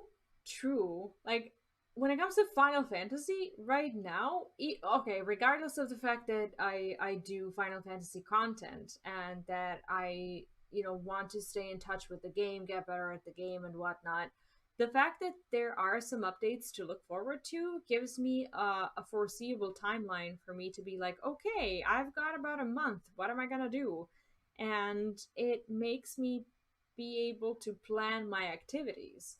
I can level at least 2 or 3 jobs to level 90, starting from 0 in that amount of time if I try really hard, and that's just kind of what keeps me playing the game, because because I have my timeline. I know that in a month I will be doing something else, and I know that I also need and want to do this. So I'm gonna do this now because I have this information. I know what's coming next, and it means something to me. Nobody knows. You don't even communicate to the player. When's 9.1 coming? What is the interim plan between 9.0 and 9.1? Will there be new dungeons? Will there be new raids? Nobody knows. Because they decide to make up stories 2 weeks before they go live showing the trailer. Absolute shit. They're also in a big mess. Like, the company, like, their house is on fire. And I get that the primary thing they should be focusing on is content, but in order for developers to make good content, they have to approach that with a clear mind, and you can't do that when you've accidentally or purposefully set your house on fire, and now you have to put that fire out so that you can even access your equipment to make a good game. Sure. So that's my biggest takeaway from Producer Live Letter. Thoroughly impressed with Square Enix, thoroughly impressed with Creative Business Unit 3, thoroughly impressed with Yoshi P, but it also showed the incompetency of the people running World of Warcraft in the past 5 years. Mary says complacency got to them. Yep, 100%. Caverion TV says Yoshi P kept the hype up for 2 years until 7.0. Yeah, all it takes is just a leader, the lead developer, to come out and say, this is my vision. I don't know if you guys played Hearthstone. Like, Hearthstone used to be my main game a long time ago, and I used to play Hearthstone back in the day when Ben Brode was in charge of Hearthstone. Those were the glory days of Hearthstone. Even though Hearthstone started getting a lot more content after he left, like, the content was spaced on like every 4 months, the content wasn't what people actually craved. Ben Brode left, and the content that kept coming and coming was a kind of a pay-to-win content, because you suddenly had to spend a lot of money to stay competitive if you wanted to, I don't know, go and play tournaments and have all the new cards like 2 weeks after they or even sometimes 2 days, depending on the tournament, 2 weeks after they are live. But Ben Brode was such a good leader of the team. He was so charismatic, and every time there was like an announcement for the expansion or for any sort of update, or whenever there was a Q&A or something, you just really wanted to watch that so that you can see him. And he was a massive pillar within the community. And people were willing to forgive, they were willing to listen, they were willing to hope. And I don't know, like, I think Hearthstone started falling apart when he left, and that's something that I guess WoW is also going through, because they have this exodus of good, talented, and charismatic people who players are willing to trust. These are the next 5 big content patches. In each of the content patch, you will get A, B, C. That's all it takes to keep players engaged. The problem with WoW is I don't have that roadmap to be engaged. I finished my base expansion 9.0. I don't know what's next. The value of an MMO is knowing that your achievements in the game mean something. That 1 year from now, the achievements that I've grinded for mean something in MMO, because the player base is around to appreciate it. Why do you think there's so many cat girls AFK in Limsa and looking at your T weapon, or looking at your ultimate weapon, or looking at your triple legend flex? Because those achievements have value because people are playing this game. Now, in a world where you don't know whether people will play this game 1 year from now, there's no point grinding stuff. There's no motivation to play this game anymore. That's how it works. That's how MMO works. Like that shit. Yeah, the appreciation and acceptance and justification and admiration from other players who will see you within the game actually means a lot, because even though people say that that it doesn't matter like what others think of them, sometimes when you have something, like 50% of the purpose of having something is for you to be able to like stand around and show it off to people. And we gotta be honest with each other. We're playing a game where other people also log in and they see our character, and if we have something cool, something we worked hard to attain, we're gonna have that out there. Are we not? It's just the way it is. And it's kind of a long one. I think some of these videos I'm going to leave for later, because I'm not gonna what do we want? Oh, this is for WoW. This is something that I've been wanting to watch. This is a lore video. Says Meteion did nothing wrong. I'm gonna be honest, this is something that I'm a little bit biased towards, because Meteion, even though she's kind of like should we call her a tragic character or not? Like, she's not tragic, but at the same time, she was she, in the position of power she was in, and she did have power, I think her emotions and just her overall existence wasn't handled properly, because I don't know, I think Hermes just underappreciated his role as a guardian in a way, and I just kind of wanted to take a look at the video and see what they have to say about this. I still feel anxious when I see Meteion, and this is just me not knowing how to forgive as easily as I'd like to, because she did make me feel a lot of stress, and like it's just hard for me to move on from that. Like, I think Hermes was the one who mishandled Meteion in the first place, but also, I don't know, like, I'm just not able to move on from it a little bit and just have a clean slate with Meteion. Every time I see her, I'm just like, oh, you almost killed all my friends. It's just, it just sucks, She is kind of ruined for me, but let's watch the video. It loomed over countless stars for years, threatening to end existence for all living things. That crisis is no more, thanks to the Warrior of Light, the Scions, and so many others. I've seen a lot of people blaming one character in particular for the final days. The ones I just don't like. I received one of the comments on one of my videos, and someone said that like, anyone who still hates Meteion after the ending of the game hasn't been paying attention. I don't think it's not paying attention. I think it's just like when someone has like a really big mess up, they were wrong, you kind of want to forgive them, but it's still too fresh.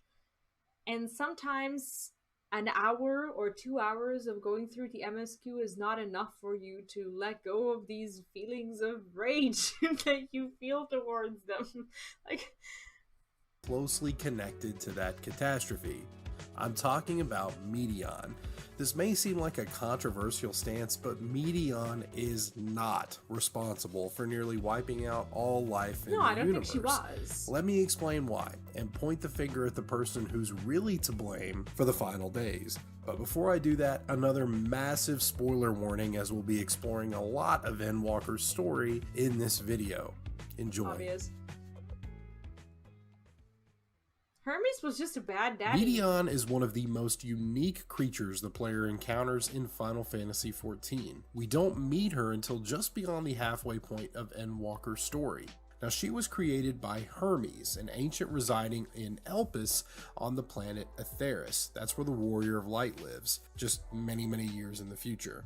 Now, Meteion represents the potential from the emotion-derived energy called dynamis. This opposes ether, which is what most life forms are composed of. The Medion we encounter is just one of many sisters, or media, that share one He's a bad, toxic daddy, and he's to blame. consciousness. The main Medion stays with Hermes and serves as their representative, while the others travel the universe to discover other stars with life. Hermes created them to answer one question: what is their reason for living? Keep in mind that Medion is a relatively new creation. Hermes tells us this himself. She's immature despite her great potential. Almost everything she knows at this point in the story is from Hermes, and we're shown early on that the Ancient has his own demons. That means her caretaker is mentally fragile. Plus, she's a powerful empath, adopting the emotions of those around them. I say all of that to remind you that Medion is very young and very impressionable. Nearly her entire world. She's like a toddler who's been given too much power and responsibility. Like, you wouldn't hand all this power to a toddler and be like, hey, if you get mad, you can destroy the world and we'll be okay with that. Like, no one would ever do that. Worldview is going to be shaped by the close circle of people around her. That's almost exclusively Hermes until the Warrior of Light, Emet-Selch, and Hythlodaeus show up. Medion's perspective is forcibly changed when she connects with the other media in the universe. They only found dead worlds, or ones on the verge of collapse. This is what happens when a child, a very young child, discovers death. And I think I talked about this before in my while I was doing my MSQ. Like, I remember how stressful this was for me. Like, when I was a kid, I think I was so young. I was like 4 or 5, and someone in my family, like, not closer family, but someone I knew died. And I was like, what's death? You know, and then I got it explained, and then I was like, oh my god, I'm gonna die, you know, like, in my 5-year-old mind, life made no sense anymore because I knew it was over, it was all over, I was gonna die, life made no sense, I didn't understand why my parents had me at all when I was gonna die. It's like, why would you ever put me through this misery if my life is just gonna end? And it took me like months of going through coloring books to to get over this trauma of finding out what death really is. And I can't not relate with Meteon becoming aware of this on a much larger scale. You know, the entire world's just being gone. All that pain, suffering, despair, these negative feelings impacted the media's collective consciousness, and Medion became horrified when she received this information, causing her individual mind to be suppressed. We see this when Medion tries to fight it and urges the warrior to protect her friends. Her will, however, is not strong enough, and ultimately she succumbs to the will of her sisters. They all see life in the universe as suffering. Ending it all would be the greatest mercy she could bestow. Medion leaves Atheris to join her sisters at the edge of the universe and to bring about the Song of Oblivion. It's an event that uses Dynamis combined with despair to cause a chain reaction. Extinction would follow. Now, let's fast forward a bit. We know this event was staved off by the Convocation of 14 summoning of the Dark Primal Zodiarch. Eventually, Hydaelyn imprisoned Zodiarch on the moon, keeping the dangerous primal at bay, but also keeping Atheris safe. Xenos and Fandaniel break that seal in the present day. Zodiarch is weakened by the warrior, Fandaniel destroys the primal's heart, and the Song of Oblivion returns. The Scions chase Medion to the edge of the universe, with the warrior arriving at the Median nest. Medion keeps insisting that life isn't worth living, and wants to relieve the warrior of his burden. But we're not about to back down. Emet-Selch and Hythlodaeus summon an Elpis flower field to the nest, something Medion shares a deep connection with. It reminds her of her friends, especially Hermes, and restores her individuality. The Medion we met is free. We know this because she begs the warrior to stop the Song of Oblivion. She knows life is about celebrating the good and pushing through the bad. Medion sees that in you. The warrior's will, optimism and resolve. She's determined to help stop just watching these cutscenes again just makes me want to replay the Endwalker story. her sisters and guides the warrior to them as they converge into one being, the End Singer. The End Singer attacks, so the warrior sends the Scions away to safety. That's because the warrior is willing to face the End Singer alone. But Xenos isn't going to be sidelined anymore.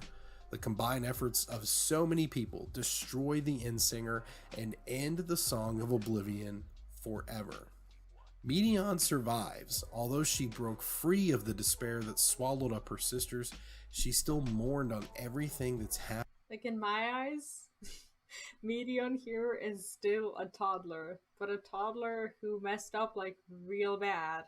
A toddler who, I don't know, who accidentally turned the stove on and almost set the whole house on fire. You don't just go and act like everything's fine. Like, she would be grounded into oblivion. That includes the answers to Hermes' question, what makes life worth living? The warrior invites Medion to connect one more time, sharing their feelings of love, friendship, and happiness, even in the darkest moments. Medion realizes, in spite of Hermes' mission, the answer to his question was on Atheris all along. She's got hope for the future now, and leaves to explore the world she longed to understand. With all of this in perspective, Medion is more of a victim than a villain. Her impressionable mind was heavily influenced. She's just a victim of her immaturity and the responsibility that she's been tasked with. That's all she is. She's not a villain, but she's also not innocent. But the reason she's not innocent is not her fault. By the despair that her sisters witnessed. All of that was just too much for them to handle, let alone just one. That impossible mission is what put Medion on the path to the final days. And there's really only one person we can blame for that: Hermes. This man chooses one of the worst ways to cope with his depression by projecting nearly all of his negativity onto Medion. And remember her empathic abilities? She was doomed from the very beginning. He's like a parent who never pays attention to what he says in front of the child. Talking about all the struggles and problems and everything. It's like coming home from work and not realizing you're in front of a kid, but instead just like spilling all your negative energy onto a child who doesn't necessarily understand what your problems are all about, but they can feel that negative energy. Like, he had no filter whatsoever when it comes to talking to Medion about all of these overwhelming things, and he thought that she could handle it a lot better, but how can you even expect that? Mention a flawed mission that she simply wasn't prepared to handle. And what does Hermes do when he has one final chance to correct course? Reach out to his creation with love and sympathy? If only that were true. No, he outright encourages her descent into madness and tries to stop the only people who could prevent the catastrophe from happening. Hermes is a deeply flawed man, one of the most flawed in the entire Final Fantasy XIV story, and for that, he shoulders the burden for Medion. No doubt in my mind. So what do you think? Is Medion a victim of circumstance, or did she make the mistakes leading up to the final days? I feel like this is going to be a controversial take. Oh no, her actions were mistakes, but they weren't purposeful mistakes. They weren't mistakes that you can go and blame her for. She does and would need to go through the process of understanding what she's done and, you know, facing the consequences, not as a punishment, but like just coming to terms with the fact that some of the things that she's done are wrong, and just kind of accepting that she is powerful and committing to herself not really doing these things ever again. And understanding that her power can do this, but like making a conscious choice to just kind of, you know, try to grow up a little bit and be better. I don't know. On this issue, and I'd love to hear your thoughts in the comments below. I'd also appreciate a like if you enjoyed this video, and I'm always taking suggestions for future entries. Until the next one, take care, warriors, and I'll see you soon. It was a good video. It was insightful, and I don't disagree with this. I don't have a clean slate with Medion, but that's just my personal emotions getting in the way, and I just need to I just need to work a little bit harder on you know, on accepting the fact that this is all over now, and that, you know, she is in fact, well, I know that she's not our enemy. It's just I'm just having a hard time seeing her the same way, and I guess a lot of other people feel the same way as well. Like, you can't, I don't know, like sometimes it's just hard to get over these. And I thought this was a really interesting watch. This is another one from Psych2Go. I think this video is not necessarily about romantic relationships per se, but it is like I think it's like a self-sabotage. 8 thoughts of destroy relationship. Is this the, maybe not, let me see. No, this is the one that I wanted to watch. Basically, it's about the thoughts that that basically self-sabotage you in relationships with other humans, and I'm not sure if they mean romantic relationships, but we'll see. I think it's a pretty cool one. Let me actually look at the chat first. Yeah, he talked about death with no filters. He thought that just because she is his creation, that she's going to be able to kind of soak in all this information that he has to offer, but that's not the way it goes. She's definitely not blameless, because the mess that she's made is kind of too big. But at the same time, we can't really blame her for these things. Like, it is not her fault. It's just things happened the way they happened. All she can do from now on is accept the amount of power that she has, and, you know, try and do better, which is also a great responsibility for someone with the mind of a child. But it is the way it is. Like, you can't change what happened. You can't change the fact that she has this power. So all she can do is just kind of try to move forward.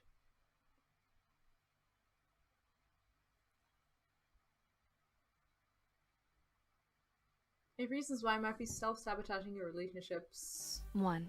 Low self-worth. Do you often feel that you're not worthy of a relationship? Or you aren't lovable? It could even be that you've convinced yourself that people just don't see you in that way. A common cause of self-sabotaging relationships is a very low sense of self-worth. 2. Fear of losing. Like, I don't know, the more baggage you have, the more like difficult things and stories and experiences and feelings you're carrying with you, the harder it is to just kind of, you know, flush yourself out of that and start realizing that you're an amazing person. And like I talked earlier about the importance of having a good support system and having someone who is able to like move past your flaws and just accept you for the amazing person that you are. I think we all deserve someone like that, regardless of who it is. And it's, I don't know, not being able to see yourself as good, even when you do something bad, even after a while, even after you've tried to change, can be so damaging. Friends. Do you feel obliged to your friends? Does it feel like you need to repay them for being your friend? Through all the support you've given and received to and from each other, you might subconsciously feel like you owe it to your friends or family to be available when they need you. You might avoid relationships because you're afraid of abandoning your friends or not being a good enough friend to them. 3. Fear of being unable to balance. Think about work. Oh, I'm so guilty of this one. It's like this is what made me start living my life through checklists in the first place.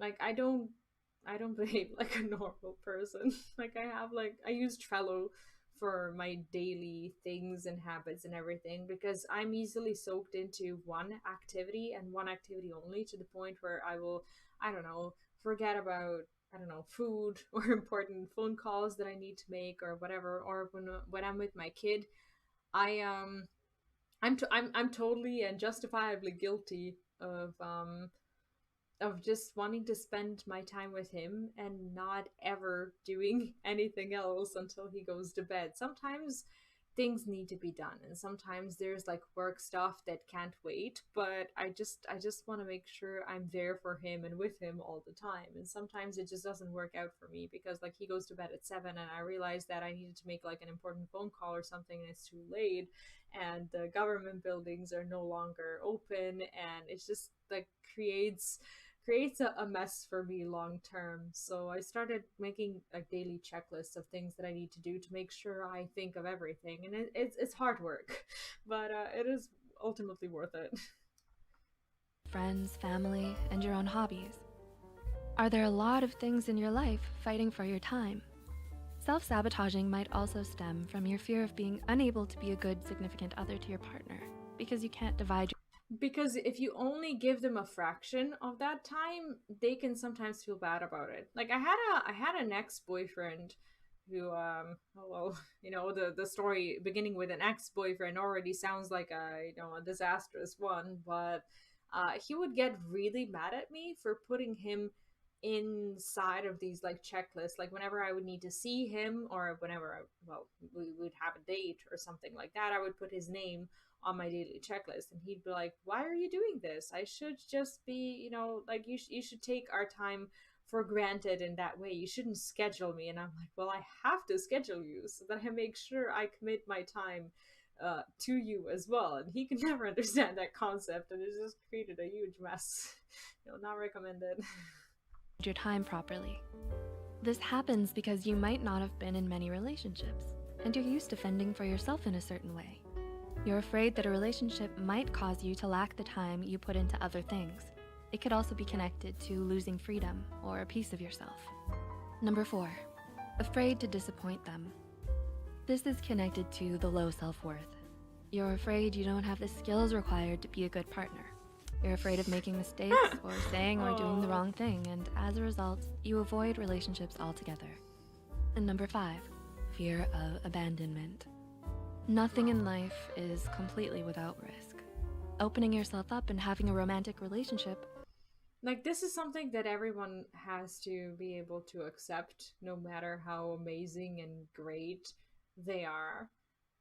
It's like when you jump into a relationship, you have to understand that, like, nothing is ever for granted, not even marriage. Like, marriages and relationships with huge amounts of commitment, like, I don't know, buying a house together or having kids together or whatever, they can still be broken apart, and sometimes it is for the best. Sometimes people don't like the feeling of something in life not being, I don't know, not being cemented or forever or whatever, but that is what life is. Nothing is ever, first of all, nothing is forever, and nothing is ever, how should I even say it? Like, you can't expect that everything you have today is what you'll have tomorrow, and it's just a human flaw and a desire to be loved and not abandoned and lost that I guess causes this. opens up a variety of different risks you run, emotionally speaking. These risks or fears can range from fear of abandonment to your partner not liking the way you look or anything in between. Whatever it is, it's quite scary and might result in you consciously or subconsciously avoiding having a romantic relationship. Now let's talk about why you might self-sabotage at work. 6, loss of freedom. Do you adjust to change easily? Are you excited for that promotion or worried about the increased responsibilities? Assuming that self-sabotaging happens in cases where you're about to gain a higher position, that position might come with more complex tasks. I'm totally guilty of this, and I think this is part of the reason why I don't do what I went to school for. Like, I'm a biochemical engineer who decided to make content, and I'm very happy with making content. This is like connecting with the community in this kind of way is what I ultimately want to do. But the weight of the responsibility of like creating products that will affect people's lives that, you know, that they will consume in any way, shape, or form, or use in, I don't know, their food prep, or, you know, taking care of their, you know, plants or their animals, or even, you know, I don't know, even like making vaccines and stuff. Like, it's just it's a profession that that just requires you to shoulder a lot of responsibility for your mistakes. Content creation also has these responsibilities, but I doubt, unless you are just really horrible and say all the wrong things and influence people to do all the wrong stuff, you usually can't really doom someone with that. And I'm having such a hard time dealing with the fact that someone can be doomed because of me. And here I am. Familiarity at work gives you a certain freedom. You know what to expect, and once you're familiar, you have more freedom to plan and do it in a way that makes it more comfortable for you. Having more complexity might subconsciously frighten you, because you would lose a bit of that freedom, because you're not as familiar with the tasks. Number 7, you're afraid they've overestimated you. I can definitely relate to this one. Oh gosh. Are you doubting your own capability? Do you think you're not up for it? If you don't believe in your own abilities, the offer of a higher position would trigger a number of anxieties. These ultimately translate into self-sabotage. You might not believe you're ready for such a position, and as a result, you might think, I'm not made for this. But the truth is, it was you who they chose after all. So that counts for something, right? Number 8, fear of rejection by your new peers. It's always a bit scary. It's like, this is something that never leaves you, right? This is something you carry on from your, I don't know, your toddlerhood. Is toddlerhood even a word? I hope so.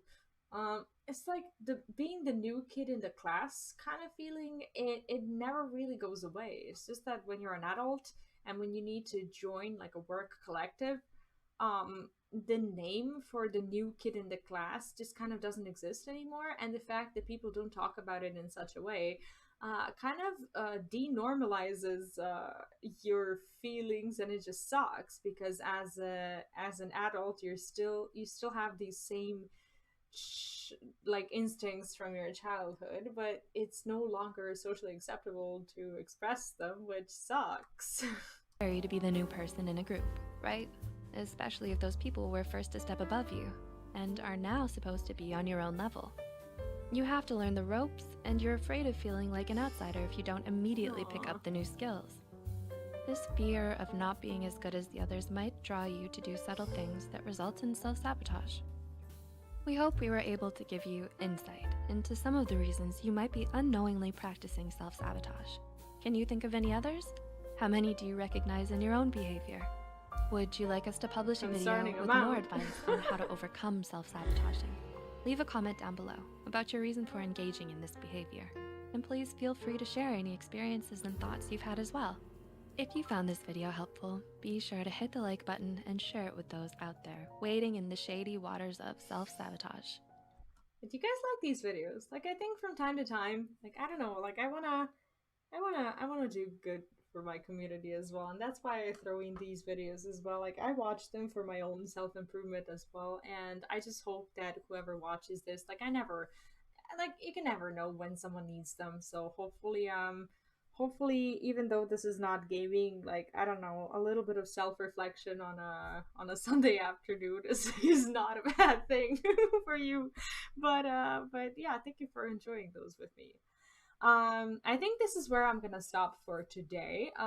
It is 5:30 over here, and I will stream tonight as well. I will be live at 9 p.m. Central European time with more Astro. I haven't done my roulettes, and I haven't started with my job quest. I think I'm supposed to do my level 52 job quest, so I will be mixing in the roulettes because I want to get those levels in, and I might be completing my Wander's Tales as well, so that I can push for more of the quest, because well, normally what I do is I level a job to a certain point, and then I catch up with this huge amount of job quests. But as a healer, I'm just kind of afraid of doing that, because I really want to have these abilities that will actually help me heal people in dungeons and in raids.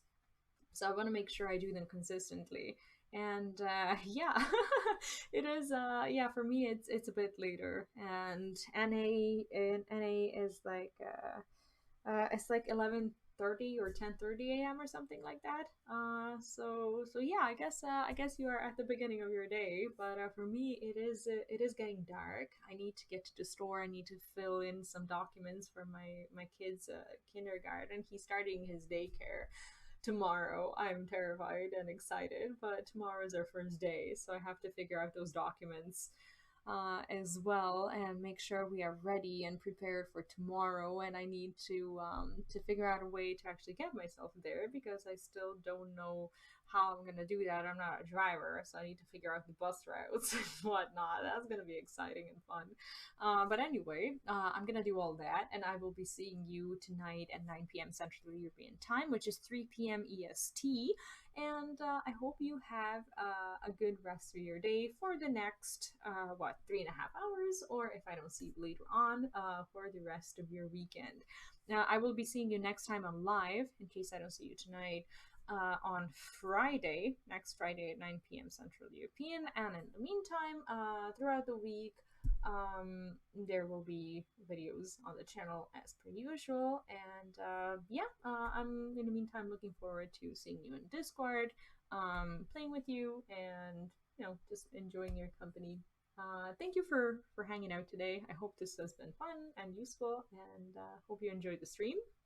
I did. Had a lot of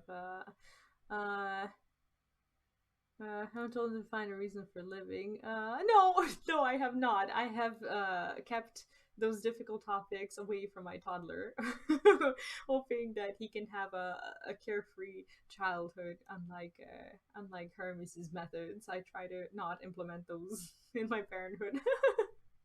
But yeah, that's it for today. Thanks a lot. Hope you had fun. Enjoy your day. Take care, and bye bye.